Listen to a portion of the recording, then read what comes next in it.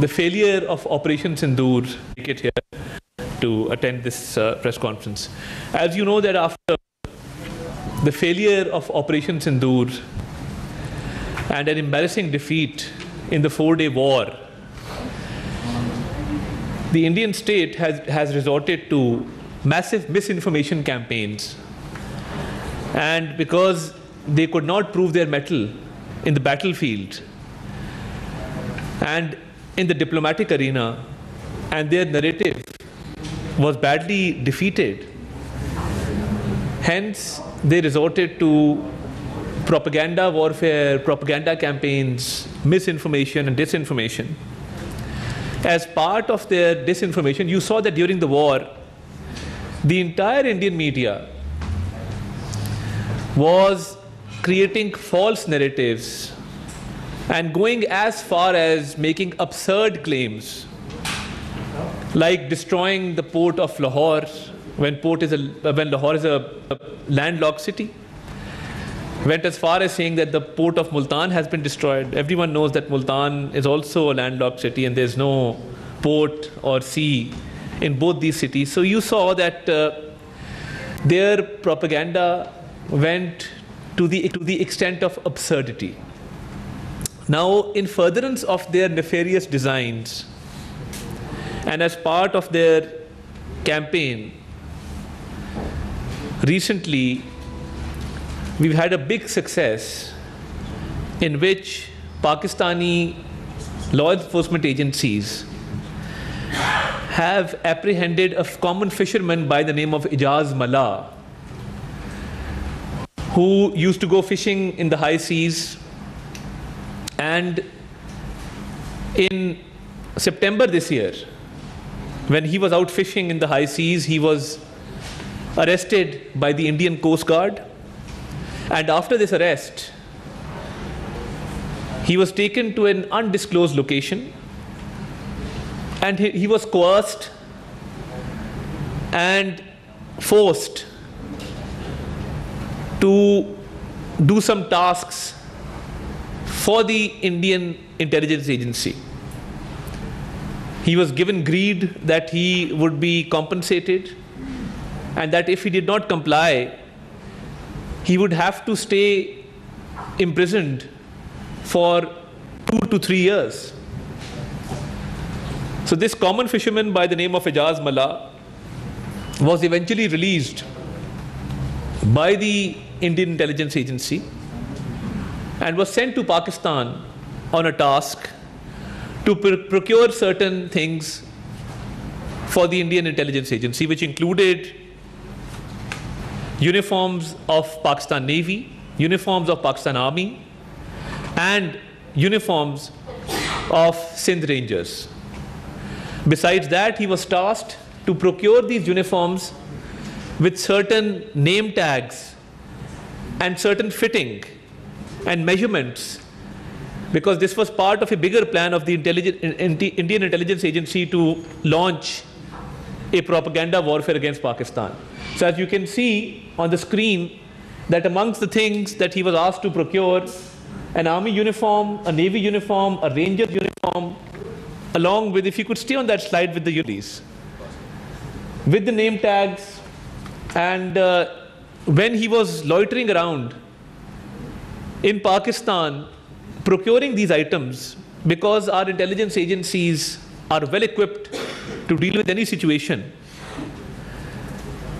they put him under surveillance when he tried to procure these items. And while he was under surveillance, our intelligence agencies were fully alert and following his trail as to what activities he is carrying out. So he was also asked to get Pakistani currency, cigarettes, matchboxes, lighters, and was also asked to specifically procure Zong SIMs, SIM cards for the mobile telephone. So that is exactly what he did. He procured all these items and he was on his way to India when law enforcement agencies apprehended him from the sea, arrested him, took these items into custody. So this is part of a greater plan of India to malign Pakistan and to use such propaganda items and disinformation and misinformation, and we've been very, very active in countering the misinformation and disinformation by the Indian media and by the Indian state.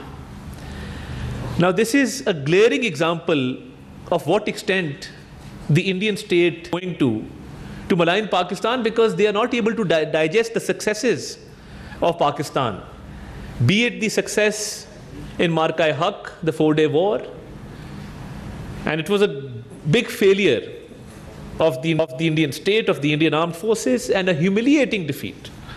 So they're not able to digest that defeat. They're not able to digest the diplomatic successes, because we've seen that Pakistan is being acknowledged at the world stage, at the global level, by all nations.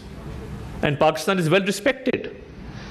So this is the kind of propaganda warfare that they resort to.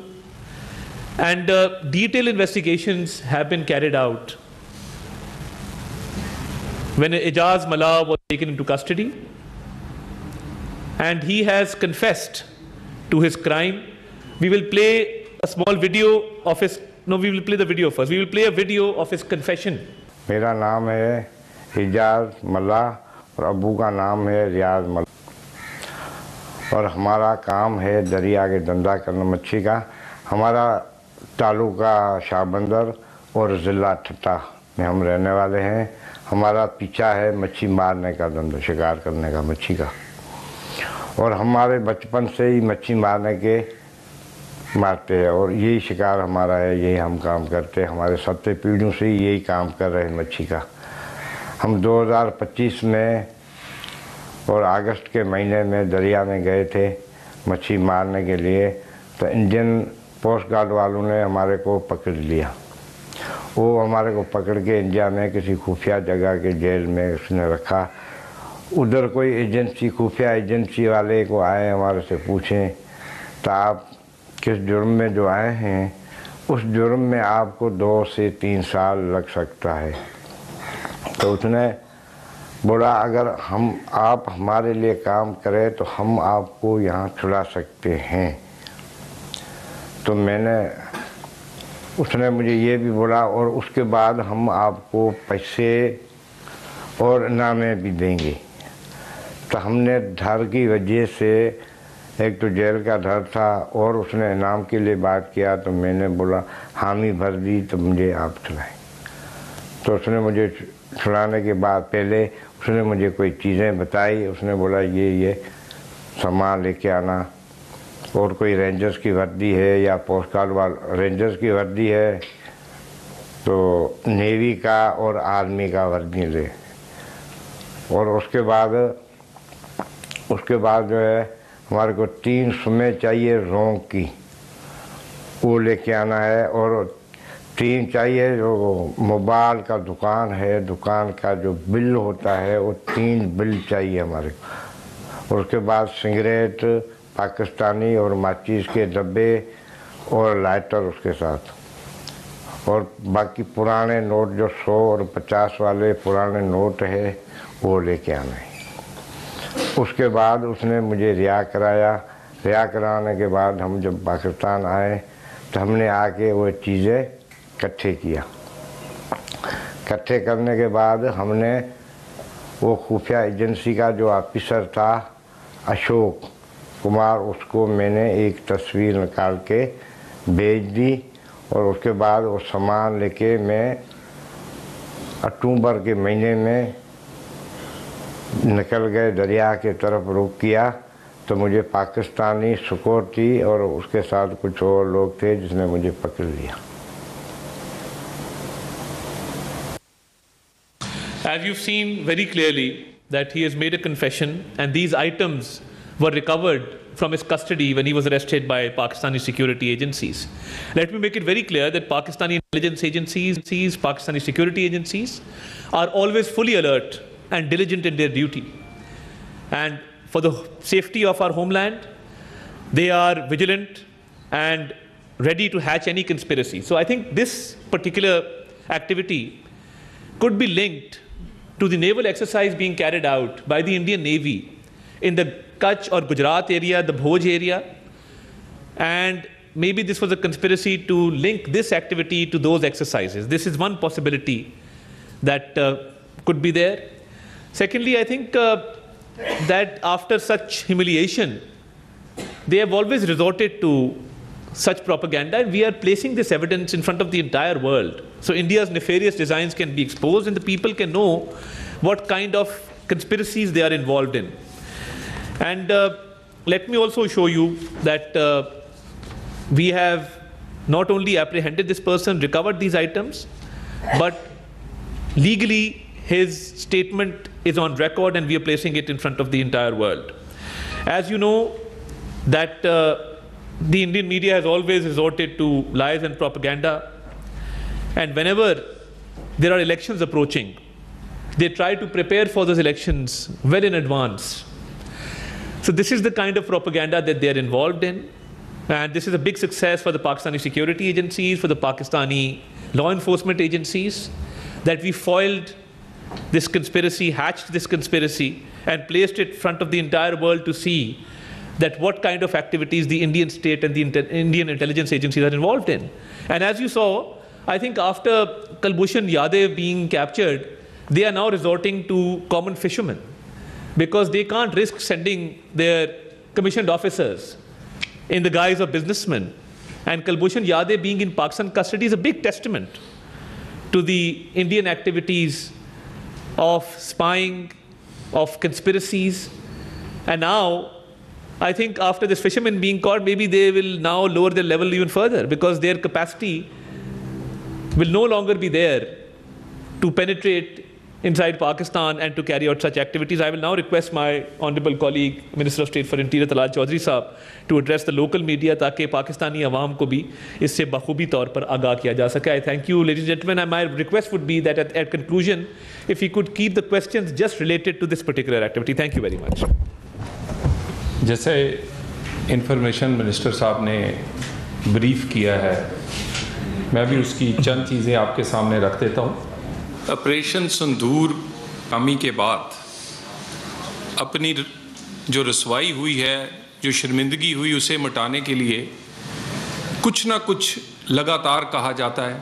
कभी कहा जाता है operation सिंदूर अभी continue है, operation सिंदूर 2 होगा.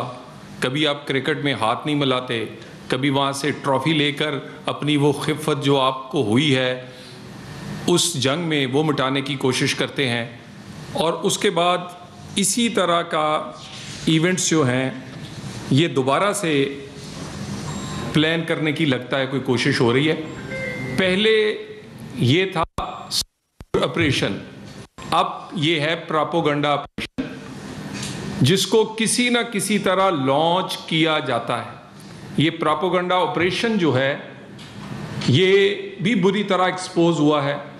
वो गोडी media जो था और एक रिस्पॉन्सिबल मीडिया पाकिस्तान का, खुसूसन पाकिस्तान की अस्करी जंग जीतने से पहले पाकिस्तान के मीडिया ने इंटरनेशनली अपनी क्रेडिबिलिटी की जंग जीती, और वो गोडी मीडिया जो था वो इसमें नाकाम रहा. ये जो अभी खोर ऑपरेशन की बात है, इसमें आपको चंद चीज़ें बताई गई हैं कि एक मला जो कि फिशरमैन है, उसको सितंबर के महीने में इंडियन जो कोस्टल गार्ड है उसने गिरफ्तार किया.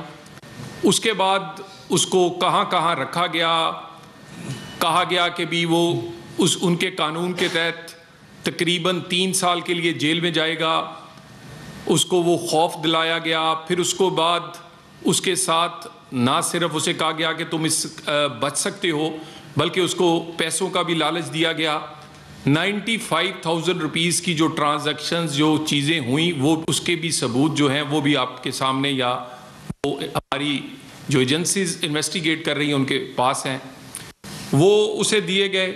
उसके बाद ये वर्दियाँ और उस पर नाम भी उस तरह के जिसमें बड़ी इंटरनेशनल जो मीडिया है उसको यानी नाम से ही पता चले कि मुसलमान हैं. और उसी तरह के टैग्स जो हैं वो कहा गया कि वो उन पर होने चाहिए। फिर जोंग की सिम, ये पहली दफ़ा नहीं है, ये पहलगाम में भी इन्होंने दावा किया था कि चाइनीज सैटेलाइट फोन मिला है। यानी एक पहले आप कोशिश करते हैं बताएं कि ये पाकिस्तान में से कोई आया था, फिर दूसरी कोशिश करते हैं कि इसमें चाइना की कोई ना कोई चीज़ इन्वॉल्व है, और दुनिया को बताने की कोशिश करते हैं कि हम चाइना के खिलाफ भी यहाँ बड़ा कोई डट के खड़े हैं या उनके मुकाबले में हैं, या उनको भी साथ आप हमारे साथ खड़ा करके कोई अपना एक इम्प्रेशन बनाने की कोशिश करते हैं। ये जो गिरफ्तारी हुई और इसकी जो आपके सामने कुछ आपके वीडियो आपने देखी है, इसके अलावा कुछ ऑडियो नोट्स जो हैं वो भी मौजूद हैं और उसमें से भी कुछ आपके साथ शेयर कर दिए जाएंगे। तो ब्लैक एंड वाइट में ये अल्हम्दुलिल्लाह एक दफ़ा फिर पकड़े गए हैं पहले ही। इसमें हमारे जो पाकिस्तानी हैं उनको भी विजिलेंट रहना है कि किसी लालच और किसी खौफ में किसी के हाथों इस्तेमाल ना हो, और हम उन लोगों को भी बताना चाहते हैं कि हमारी अदारे जो हैं वो जाग रहे हैं, चौकन्ना हैं, और एक एक मूव पर उनके वो देख रहे हैं, वो आपके जहाज़ हों या इस तरह की कोई आपकी मूवमेंट। तो ये सारी चीज़ें, और इसमें दोबारा इसमें मैं सिर्फ ये कहना चाहूँगा कि ये जो प्रोपेगेंडा है ये कितनी दफ़ा आपने किया है। लाहौर तबाह हो गया, कराची पोर्ट को आग लग गई है, ठीक है जी, आखिर सामने आ जाता है। एक दफ़ा इल्ज़ाम लगाया जी कि काबुल का जो सरीना है उसका 5th फ्लोर जो है वो ISI ने पूरा लिया हुआ है। हमने उसकी तस्वीर निकाल के तो दिखाई कि उस सरीना के फ्लोर ही 2 हैं। तो ये इस तरह का जो प्रोपेगेंडा है, इस तरह की इसके लिए ये सारा कुछ अरेंज किया गया था। फेक इनकाउंटर्स, स्टेज्ड इंसिडेंट्स, ये करना और इसको डिस्प्ले करना, बाद में उसको एक स्टेट का जो नैरेटिव है वो बनाने के साथ आपका प्राइवेट मीडिया जो है वो पीछे खड़ा करके दुनिया को बताने की कोशिश करें। मैं दोबारा कह दूं, फेक इनकाउंटर्स और स्टेज्ड इंसिडेंट्स। तो मैं इसके साथ पहले मैं चाहूँगा कि आपको ये जो उनके ऑडियो मैसेजेस हैं वो आप सुन लीजिए। इंडियन हैंडलर के साथ जो एक ऑडियो नोट्स इस पे फोरेंसिक करवाया गया था इजाज मल्लाह के फ़ोन का। A forensic analysis was done from Ijaz Mallah's phone, from which voice notes were recovered between him and his Indian handler. तो अब वो जरा चला दीजिए। भाईजान, आपने एक ना सिंध रेंजर का ऊपर का शर्ट और नीचे का पैंट सिलाई, और पाकिस्तान मरीन की ऊपर की शर्ट और नीचे की पैंट सिलाई, पाकिस्तान आर्मी का ऊपर का शर्ट और नीचे का पैंट सिलाया। एक ये लेना है, मतलब तीनों सेना का आपने एक दो जोड़ी ड्रेस ले। एक साइड नाम लिखा होगा, दूसरी साइड पाक नेवी, ये 2 नेम प्लेट अलग अलग रहेंगी। ऐसे मैंने ऊपर देखो 6 नाम भेजे हैं, 6 नाम की, 2 आर्मी की, 2 नेवी की, 2 रेंजर की बनवानी है, और फिर एक साइड जो लगी हैं पाक नेवी, पाक आर्मी और रेंजर्स की। ये आपने सुने। हमारी गुजारिश है, पाकिस्तान एक सॉवरेन स्टेट है, पाकिस्तान दूसरों की सॉवरेनिटी का भी एहतराम करता है। हमारी सॉइल, हमारी ज़मीन किसी के अगेंस्ट इस्तेमाल नहीं होती, ये हम ज़िम्मेदारी से कह सकते हैं। और हम ये भी नहीं चाहते कि किसी की ज़मीन या प्रोपेगेंडा हमारे ख़िलाफ़ इस्तेमाल हो, प्रॉक्सीज़ की सूरत में हो, कलबोशन की सूरत में हो, या हमारी सॉवरेनिटी पर हमले के लिए आप जहाज़ भेजें या ऐसी हरकतें करें। हम हर जगह पे मुकाबला करेंगे और आपको एक्सपोज करते रहेंगे। ये सारे का सारा प्रोपेगेंडा ऑपरेशन, स्पेसिफिकली इसका इसी नाम से ये प्रोपेगेंडा ऑपरेशन है। ये इसी तरह फेक इनकाउंटर्स करते हैं, स्टेज इंसिडेंट करते हैं, उसके साथ फिर इस तरह की चीज़ें, ये जी सिम और ये वर्दी और ये नाम मिल गया है, और उसके बाद और ये सब कुछ इसलिए करते हैं कि ताकि इंटरनेशनली और अपने जो इंटरनल हालात, बिहार का इलेक्शन है, इलेक्शन करीब है, पहलगाम पे पिटे हैं, उसके बाद जो आपने हमला किया उसमें पिटे हैं, अब आपको कोई और एक इस तरह की कोई चीज़ चाहिए अपनी खिफत मिटाने के लिए। वो कभी क्रिकेट वाली बात, वहाँ खिफत मिटाते हैं, कभी प्रोपोगंडा करके बनाते हैं, कभी बढ़ के मार के बनाते हैं, और या फिर दोबारा आप इसी तरह की कोशिश कर रहे थे, आप दोबारा एक दफ़ा रंगे हाथों पकड़े गए हैं। और मेरा ख्याल है ये इंटरनेशनल मीडिया और हमारा जो नेशनल मीडिया है उसके लिए ये बहुत बड़ी एविडेंसेस जो हैं उसी तरह की जैसे एक दफ़ा कुलभूषण क्या हुआ था, ये आपके सामने है। Thank you very much. Thank you, Ji. We'll now be taking questions very briefly. कुछ इसको पैसे भी पे किए गए, वो भी उसका भी रिकॉर्ड है, आपसे शेयर कर दिया जाएगा। यहाँ से ये जो चीज़ हो रही थी और इसका नंबर भी इसमें चल रहा था, तो ये जो ऑडियो हो रही थी ये इंडिया से हो रही थी या ये किसी यूएई का नंबर है तो यूएई से हो रही थी, और इस पर मज़ीद जो एविडेंसेस हैं इसके हवाले से आप लोग यहाँ पर तो नेशनल मीडिया को बता रहे हैं, तो ये बताएं कि कोई फॉरेन ऑफिस की सतह पर भी कोई चीज़ें कन्वे होंगी जो दोस्त ममालिक है उनके जो सफीरों को भी बताया जाएगा कि तमाम एविडेंसेस दी जाएंगी। देखिए, फोरेंसिक एनालिसिस में ये वॉइस नोट सामने आए हैं, और वो सिम बिल्कुल 971 का नंबर है, वो यूएई की सिम कोई भारतीय शख्स यूज़ कर रहा है, वो तो बिल्कुल क्लियर है। और देखिए, मोफा जो है वो बड़ा टाइमली चीज़ें कम्युनिकेट करता रहता है, तो इस पर फॉरेन ऑफिस भी जो है वो ऑब्वियसली इस इशू पे अपना एक किरदार अदा करेगा। तो बाकी चीज़ें आपके सामने हैं। जी सर, ऑपरेशन सिंदूर के नाकाम के बाद मुसलसल साजिशें कर रहा है, प्रोपेगेंडा कर रहा है, प्रॉक्सी करवा रहा है, ये शवाहिद हाथ आए हैं। एजाज मल्ला के साथ के अकेला पर्सन है गिरफ्तार हुआ कि कोई और उसके साथ ही हैं, और पाकिस्तान इस इशू को, इस केस को आलमी फोरम पर, आलमी मीडिया पर ले जाने के लिए कौन से क्या इकदाम कर रहे हैं, ये तो ठोस गवाही है, शवाहिद है। जी, बहुत शुक्रिया जी, मैं बड़ा मशकूर हूँ, क्योंकि ये रंगे हाथों पकड़ा गया और ये साजो सामान लेकर भारत जा रहा था, तो क्योंकि इंटेलिजेंस एजेंसी की सर्वेलेंस पे ये पहले से था, जब इसने ये साजो सामान जो है वो प्रोक्योर करने की कोशिश की, तो इसको हाई सीज से गिरफ़्तार किया गया और भारत जाते हुए गिरफ़्तार किया गया। ये तमाम चीज़ें से बरामद हुई, ये अकेला ही जा रहा था, इसको कुछ पेमेंट भी की गई है, उसकी भी तफसीलात हमारे पास हैं। तो इसको देखिए भरपूर तरीके से, आज इसलिए प्रेस कॉन्फ्रेंस की है, और I am grateful to the foreign media correspondents who are here. तो ये भरपूर तरीके से इसको ना सिर्फ मीडिया पे उठाया जाएगा, बल्कि इसको आलमी फोरम्स के ऊपर भी थ्रू दी फॉरेन ऑफिस इसको टेकअप किया जाएगा हर आलमी फोरम पे, ताकि भारत की साजिश को बेनकाब किया जाए। ये दिल से ले लेते हैं, फिर वापस आते हैं। जी जब डिसइंफॉर्मेशन की बात होती है, डिसइंफॉर्मेशन वॉर की बात होती है, हम पिछले कुछ दिनों से देख रहे हैं कि वो एक प्रोपोगंडा स्टार्ट करती है या मोसाद से वो प्रोपोगंडा स्टार्ट किया जाता है, और फिर GDI जो कि अफ़गानिस्तान है वो भी उस प्रोपोगंडा को पिक करता है, और तीनों ममालिक मिल के पाकिस्तान के ख़िलाफ़ एक ही प्रोपोगंडा कर रहे होते हैं। तो क्या इस वक्त पाकिस्तान के ख़िलाफ़ इंटेलिजेंस की तौर पर या इस डिसइंफॉर्मेशन वॉर में ये तीनों ममालिक एक पेज के ऊपर हैं?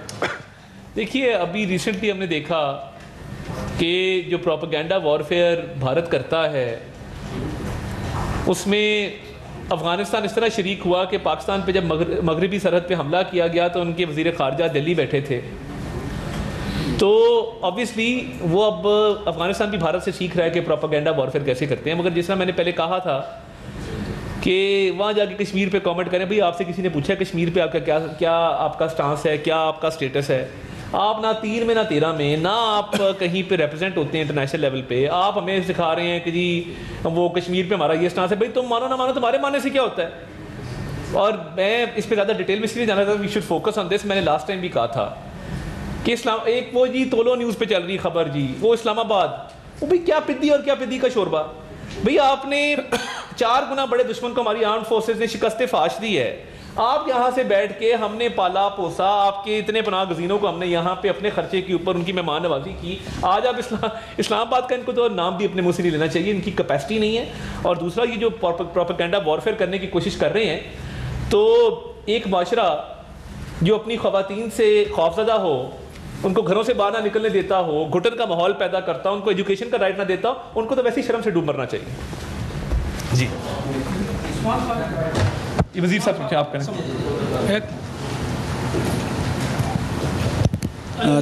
थैंक यू मिनिस्टर साहब। अलानूर वजीर हूँ मशरिक पेशावर ग्रुप से। वजीर साहब का थैंक यू। एजाज मल्ला साहब गिरफ्तार हुए, फिर वापस आए, फिर उसने चीज़ें ली, तो क्या हमारी जो एजेंसियाँ है उसने पहले से इनको इनकाउंटर क्यों नहीं किया है, मतलब गिरफ्तार क्यों नहीं किया? और साथ साथ तलाल चौधरी साहब से मेरा सवाल है कि आपने बात की कि हमारा मुल्क किसी मतलब के ख़िलाफ़ इस्तेमाल नहीं होगा, सरज़मीन इस्तेमाल नहीं होगी, तो हाफिज़ सईद या दीगर के हवाले से भारत का जो मौक़िफ़ है उस पर आप क्या कहेंगे?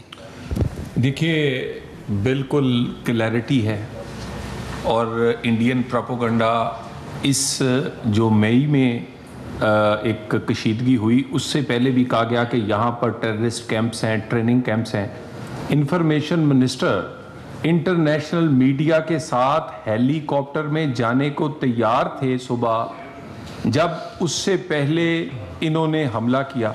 हम आज फिर ऑफर करते हैं दुनिया में किसी भी इंडिपेंडेंट मीडिया को कि किसी एक जगह की निशानदेही करें। पाकिस्तान एक ज़िम्मेदार मुल्क है, सॉवरेन स्टेट है, दूसरों की सॉवरेनिटी की हम फ़र्ज समझते हैं कि एहतराम करें, और हमारी ज़मीन कोई भी रियासत या गैर रियासती इदारा यहाँ ऑपरेट नहीं कर रहा जो किसी के ख़िलाफ़ यहाँ से हमलावर होता हो, वहाँ पर तशद्दुद करवाता हो, या यहाँ पर उसके ट्रेनिंग कैंप्स हों। और ना ही हम छुप छुप के दूसरी प्रॉक्सीज़ को पैसे भिजवाते हैं, और ना पाकिस्तान का मीडिया जो है वो कहीं इंसिडेंट हो तो सबसे पहले खबर ब्रेक पाकिस्तान में नहीं होती।